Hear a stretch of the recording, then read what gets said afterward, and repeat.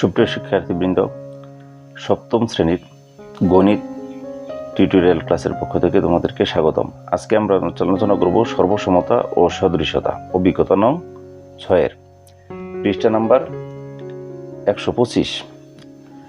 First আমরা সর্বসমতা ও সদৃশতা এই জিনিসটা আমরা প্রথমে বুঝে নেব। সর্বসমতা বিষয়টা হইতেছে একটা বস্তু আর একটা বস্তুর সাপেক্ষে সব দিক থেকে মিলে যাওয়া, আর সদৃশতা জিনিসটা হইতেছে একটা বস্তুর সাথে আরেকটা বস্তু যদি আমরা চিন্তা করি, দেখতে কিরকম হলেও সব দিক থেকে মিলবে না। বেসিক্যালি পার্থক্য এটুকুই। সর্বসমতা মানে হচ্ছে একটা বস্তু আর একটা বস্তুর সাপেক্ষে সব দিক থেকে মিলে যাবে, আর সদৃশতা হইতেছে দেখতে কিরকম হলেও একটা বস্তু আর একটা বস্তুর সাপেক্ষে সব দিক থেকে মিলবে না। যেমন আমি যদি আমার সাপেক্ষে আমার পাশে থাকা একটা বন্ধুর কথা চিন্তা করি, তাহলে দেখা যাবে বন্ধুর দুইটা হাত আছে, আমারও দুইটা হাত আছে, বন্ধুর দুইটা পা আছে, আমারও দুইটা পা আছে, বন্ধুর দুইটা চোখ আছে, আমাদেরও দুইটা চোখ আছে, মানে বন্ধুর যা যা আছে আমারও তাই আছে। কিন্তু দেখা যাবে কোনো না কোনো দিকে অমিল আছে। বন্ধুর ওজন যা, আমার ওজন একই রকম না। বন্ধু হয়তো একটু চিকন, আমি একটু মোটা, মানে আমাদের আকারও একই না। তাহলে আমার সাপেক্ষে আমার বন্ধুকে আমরা সর্বসম কখনো বলতে পারবো না। আমরা বলতে পারবো কি, আমার সাপেক্ষে আমার বন্ধু দেখতে কিরকম, অর্থাৎ সদৃশ। আর আমি যদি মানে আমার একটা ছবি উঠাই, ঠিক সেম ছবিটা যদি কপি করে আরেকটা করি, তাহলে আমরা দুইটা ছবি পাবো। দুইটা ছবি যখন পাবো, ওই দুইটা ছবির মধ্যে আমার একটা ছবির সাপেক্ষে আরেকটা ছবি কিন্তু সব দিক থেকে মিলে যাবে। মানে হাতের আকার যেরকম থাকবে, আকৃতি ওরকম থাকবে, আমার মুখের আকার যেরকম থাকবে, আকৃতি এরকম থাকবে। মানে আমার একটা ছবির সাপেক্ষে আরেকটা ছবিতে আমি কোনো রকম ভিন্নতা খুঁজে পাবো না। সেই ক্ষেত্রে আমি আমার ওই দুইটা ছবিকে একটা ছবির সাপেক্ষে আরেকটা আমরা সর্বসম বলতে পারবো। দুইটা ছবিকে একটা সাপেক্ষে আরেকটাকে সর্বসম বলতে পারবো।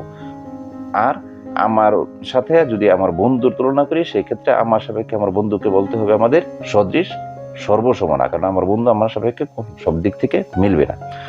চলো আমরা এই অধ্যায়ে যা যা আছে সেই কাজগুলো শুরু করি। আমরা চারিদিকে বিভিন্ন আকৃতি মানে শেপ ও আকারের অর্থাৎ সাইজের বস্তু দেখতে পাই। চলো আমরা কিছু বস্তু তুলনা করে দেখি। এখন আমরা কিছু বস্তু তুলনা করে দেখব।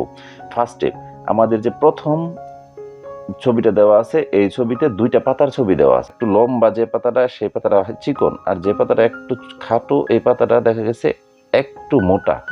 তো এদের আকার কিন্তু এক না, দুইটার আকার দুই রকম, অর্থাৎ এদের আকার হচ্ছে ভিন্ন। আমরা প্রথম ঘরে যে ছকটাতে আছে, ছকটাতে আকারটা লিখলাম ভিন্ন, কিন্তু এরা কিন্তু দেখতে একই আকৃতির হলে আমরা লিখলাম আকৃতি একই।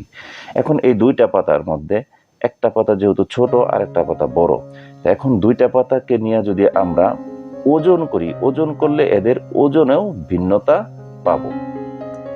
তাহলে এই পাতা দুইটাকে একটার সাপেক্ষে আরেকটা আমরা কি বলতে পারি? যেহেতু আকার ভিন্ন, আকৃতি একই, ওজন ভিন্ন, যে কোনো একটা জিনিস ভিন্ন হলে আমরা একটাকে আরেকটার সাপেক্ষে সদৃশ বলবো, সর্বসম বলতে পারবো না। কারণ সর্বসম মানে হচ্ছে সব দিক থেকে মিলে যাওয়া। দ্বিতীয় যে ছবিটা দেওয়া আছে, এই ছবিতে দেওয়া আছে আমাদের সপ্তম শ্রেণীর গণিত বইয়ের। দুইটাই কিন্তু সপ্তম শ্রেণীর গণিত বই। সেই ক্ষেত্রে কি হবে, আমরা যখন আমাদের দুইটা বই গণিত বই নিয়ে আমরা দেখব দুইটা গণিত বইয়ের আকার একই, আকার কি একই রকম পাইতেছি। এদের আকৃতি যেহেতু দুইটা বই সেম বই, ওই আমার কপি করা দুইটা ছবির মতো সেম বই, তাহলে তাদের আকৃতিও একই। দুইটা গণিত বই নিয়ে যখন আমি 2024 সালের গণিত বই যদি আমরা চিন্তা করি, নিয়ে দেখবো ওজন যদি আমরা দুইটা গণিত বইয়ের বের করি, তাহলে দেখা যাবে ওজনও একই। যেহেতু আমরা আকার একই পাইলাম, আকৃতি একই পাইলাম, ওজন একই পাইলাম, তাহলে একটা বইয়ের আরেকটা বইয়ের সাপেক্ষে, এই সপ্তম শ্রেণীর দুইটা গণিত বই, একটা বই আরেকটা বইয়ের সাপেক্ষে এদের মধ্যে কোনো দিক থেকে কোনো পার্থক্য নাই। আকারেও পার্থক্য নাই, আকৃতিতে পার্থক্য নাই, ওজনেও পার্থক্য নাই। সেই ক্ষেত্রে এই দুইটা বইকে একটা বইয়ের সাপেক্ষে আমরা বলতে পারবো কি, সর্বসম। আমরা যেহেতু সব দিক থেকে মিলে গেলে সেই জিনিসটাকে আমরা কি বলি, সর্বসম বলি আমরা, তাই না? তো এখন পরবর্তী ছবিটা কি দেওয়া আছে দেখো। এর আগের ছবিটাই ছিল যে দুইটা গণিত বইয়ের ছবি, পরের ছবিটাতে গণিত বই এবং একটা বাংলা বই। আমরা যদি গণিত বই এবং বাংলা বই নিয়ে চিন্তা করি, দেখি, তাহলে আমি কি দেখতে পাবো তাদের দুইজনের মধ্যে আকারের ভিন্নতা আছে। আমরা আকারটা দেখব ভিন্ন, এই দুইটা বইয়ের সাথে তুলনা করলে আকার পাবো আমরা ভিন্ন, কিন্তু একই আকৃতির। আকৃতিটা দেখা যাবে কি, তারা মোটামুটি দুইটা গণিত বই এবং বাংলা বই আছে এখানে, এই বাংলা বইয়ের আমাদের বাংলা বই নিয়ে যখন আমরা দুইটার সাথে তুলনা করব, দেখা যাবে কি আকৃতিটা একই রকমের, আকারটা পাবো ভিন্ন, এবং এদের যদি ওজন মাপি, ওজনটাও পাবো আমরা ভিন্ন। তাহলে আকার ভিন্ন, ওজন ভিন্ন, শুধু আকৃতি একই, তাহলে এটাকে আমরা কি বলতে পারবো? সব দিক থেকে যদি না মিলে সেটাকে আমরা বলবো কি সদৃশ, আর সব দিক থেকে মিলে গেলে সেটাকে বলবো আমরা সর্বসম। যেহেতু এটা সব দিক থেকে মিলে না, তাহলে এটা হচ্ছে সদৃশ। ঠিক একই রকম ভাবে আমাদের দুইটা ছবি দেওয়া আছে, এখানে দুইটা ছবি দেওয়া আছে, একটা ছবি একটু বড় আর একটা ছবি একটু ছোট। তাহলে একটার আকার বড় আর একটার আকার ছোট, তাহলে আকার যেহেতু দুইটার ভিন্ন, তাহলে আমরা এটার আকার বলতেছি কি, একটা ছোট আর একটা বড়, তাহলে আকার হলো ভিন্ন। এখন পরবর্তীতে কি, এদের কিন্তু আকৃতি একই রকম, মানে আকৃতিটা দেখতে একই, ছোট বড় হলেও আকৃতিটা একই। এখন এদের এই দুইটা, একটা ছোট আর একটা বড়, এদের বর যদি মাপি, তাহলে মানে বর বলতে ওজন যদি মাপি, তাহলে ওজনটা হবে ভিন্ন। তাহলে এটাও আগেরটার মতো, এই গণিত বইয়ের বাংলা বইয়ের মতো কি সব দিক থেকে যেহেতু মিলতেছে না, তাহলে এটাও হচ্ছে সদৃশ। তো এই হলো আমাদের ছকের আলোচনা। পরে দেখি আমাদের নিচে কি বলছে। তোমরা উপরের ছক থেকে বুঝতে পারছো যে কিছু জিনিস দেখতে হুবহু সমান, আবার কিছু দেখতে একই রকম কিন্তু সমান নয়। তাহলে আমরা এই উপরের ছক থেকে কিন্তু আমরা এটা স্পষ্টই বুঝতে পারলাম যে কিছু জিনিস দেখতে একটার সাথে একটা হুবহু মিলে যেতেছে, আর একটা কিছু কিছু জিনিস একটার সাথে একটা হুবহু মিলতেছে না। যেমন আম গাছের যে দুটি পাতা তুলনা করবে, তারা দেখতে একই রকম হলেও আকারে তাদের ভিন্নতা রয়েছে। আবার তোমাদের যে কোনো দুইজনের গণিত বই সব দিক থেকে একই রকম, 2 নম্বর যে চিত্র দেওয়া আছে, একই রকম জ্যামিতিক আকৃতিগুলোর ক্ষেত্রেও এমন দেখা যায়। জ্যামিতিক আকৃতিগুলো কি, যেমন ত্রিভুজ, বর্গক্ষেত্র, আয়তক্ষেত্র, এরকম আকৃতিগুলোর ক্ষেত্রে, জ্যামিতিক আকৃতিগুলোর ক্ষেত্রে এমন দেখা যায়, মানে ওই যে সর্বসমতা বা সদৃশতা এরকমও দেখা যায়। দুটি আকৃতি একেবারে সব দিক থেকে একই রকম হতে পারে, আবার একই ধরনের দুটি আকৃতির আকারে ভিন্নতা থাকতে পারে। এই ধারণাগুলোর খুব সুন্দর নাম রয়েছে। নাম দুটা কি, একটা হলো সর্বসমতা আর একটা হচ্ছে সদৃশতা। আমরা কিছু কাজের মাধ্যমে এই ধারণাগুলোকেই এই অধ্যায়ে বুঝবো, মানে কিছু কাজ করে আমরা এই ধারণাগুলো, মানে এই সর্বসমতা এবং সদৃশতার ধারণাটা আরো স্পষ্ট হবে আমাদের এই অধ্যায়ে। সর্বসমতা, এইমাত্র কিছু জিনিসের যে তুলনা করেছি, মানে কিছু আমরা অপর পৃষ্ঠায় যে কিছু জিনিসের তুলনা করে আসলাম, সেগুলোর মাঝে একটি তুলনা ছিল তোমাদের দুটি গণিত বইয়ের, মানে সপ্তম শ্রেণীর দুইটা গণিত বইয়ের তুলনা ছিল। তাদের আকার, আকৃতি এবং ওজন সবকিছুই মিলে গিয়েছিল। তাদের আকার, দুইটা সপ্তম শ্রেণীর দুইটা গণিত বইয়ের আকার, আকৃতি, ওজন এবং সব দিক থেকে মিলে গিয়েছিল। কিছু জ্যামিতিক আকৃতিও এমন সব দিক থেকে মিলে যেতে পারে। দুটি ত্রিভুজকে যদি আমরা তুলনা করতে চাই, যেমন আমি এখানে তোমাদের জন্য দুইটা ত্রিভুজ নিয়ে আসছি। একটা ত্রিভুজ হচ্ছে এবিসি, এবিসি, আর একটা ত্রিভুজ হচ্ছে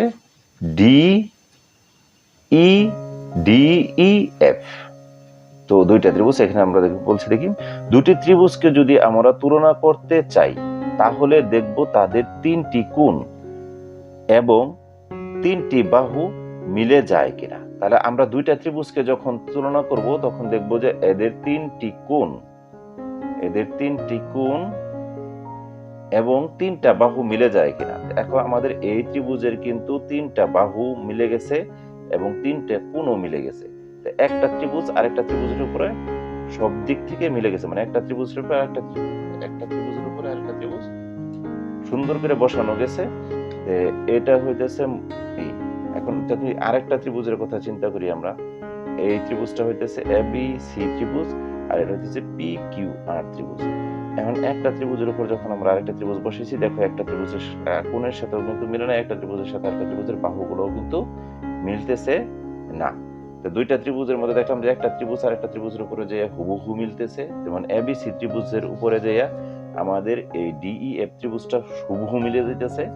আবার এই যে এবিসি ত্রিভুজের উপরে যে পি কিউ আর ত্রিভুজটা সব দিক থেকে হুবহু মিলতেছে না, এই আলোচনাটাই আমাদের এখানে করা আছে।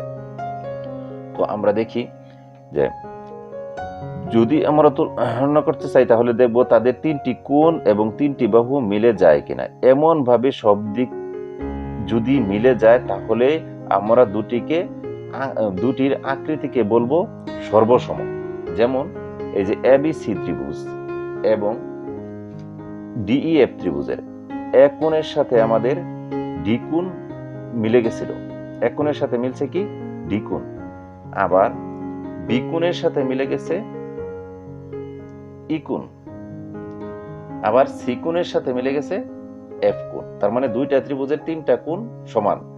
এখন আমরা যদি এই এ বি বাহুর সাথে মিলে যাবে কি ডিই বাহু, আবার এই এ সি বাহুর সাথে মিলে যাবে ডিএফ বাহু, আবার এই বি সি বাহুর সাথে মিলে যাবে ইএফ বাহু। তাহলে এই দুইটা ত্রিভুজের মাঝখানে দেখলাম কি মানে তিনটা কোণ এবং তিনটা বাহুই সমান। তাহলে আমরা এই একটা ত্রিভুজ এবিসি ত্রিভুজকে মানে এবিসি ত্রিভুজ সর্বসম আমরা ডিইএফ ত্রিভুজ বলতে পারি, কারণ এই ত্রিভুজের তিনটা বাহু এবং তিনটা কোণ সমান ত্রিভুজ দুটির মধ্যে। আবার যদি এখন আমরা পি কিউ এর সাথে চিন্তা করি, পি কিউ আর এবিসি ত্রিভুজকে যদি পি কিউ আর ত্রিভুজের সাথে চিন্তা করি তাহলে কি হয়? তাহলে দেখবা এক কোণের সাথে পি কোণ মিলতেছে না, এক কোণের সাথে পি কোণ মিলবে না, সি কোণের সাথে আর কোণ মিলবে না, বি কোণের সাথে কিউ কোণ মিলবে না, এ বি বাহুর সাথে পি কিউ বাহু মিলতেছে না, আবার বি সির সাথে কিউ আরও মিলবে না, এ সির সাথে পি আরও মিলবে না। তাহলে এই ত্রিভুজটা কোনো দিক থেকে কিন্তু একটা ত্রিভুজের সাথে আরেকটা ত্রিভুজ মিলতেছে না। এই জন্য আমরা এই A B C ত্রিভুজকে P Q R ত্রিভুজের সর্বসম বলতে পারবো না, কারণ এরা সব দিক থেকে মিলে নাই। আমরা বলতে পারবো কি এবিসি ত্রিভুজ পি কিউ আর ত্রিভুজের সদৃশ। আর এবিসি ত্রিভুজ কোন ত্রিভুজের আমরা সর্বসম বলতে পারতেছিলাম? এই যে ডি ই এফ। তাহলে আমরা সর্বসমতা এবং সদৃশতা এই জিনিসটা আমাদের পুরোপুরি এই কনসেপ্টটা মোটামুটি এখানে ক্লিয়ার হলো। তো সবকিছুই সমান হচ্ছে, তাই আমরা সংক্ষেপে করে তাদেরকে সর্বসম বলছি। দুটি জ্যামিতিক আকৃতি সর্বসম কিনা তা দেখার জন্য একটি উপায় হচ্ছে তাদের অংশগুলো পরিমাপ করে মিলিয়ে দেখা। যেমন ত্রিভুজের ক্ষেত্রে সব কয়টি কোণ এবং বাহু, আমরা ত্রিভুজের ক্ষেত্রে কি করব? সব কয়টা কোণ মাপবো এবং বাহু মাপবো, ভেবে ভেবে দেখব। আমরা দুটি জ্যামিতিক আকৃতির চিত্রকে সরাসরি তুলনা করতে পারি একটিকে আরেকটির উপরে রেখে। চলো আমরা একটি খেলার মাধ্যমে সেটির উপায় বের করি। তা আমরা কাগজের এরোপ্লেন আঁকবো নেক্সট ক্লাসে। আজকের ক্লাসে এই পর্যন্ত সমাপ্ত। যদি আমার ক্লাসটা ভালো লেগে থাকে তাহলে আমার চ্যানেলটি অবশ্যই তোমরা সাবস্ক্রাইব করবে।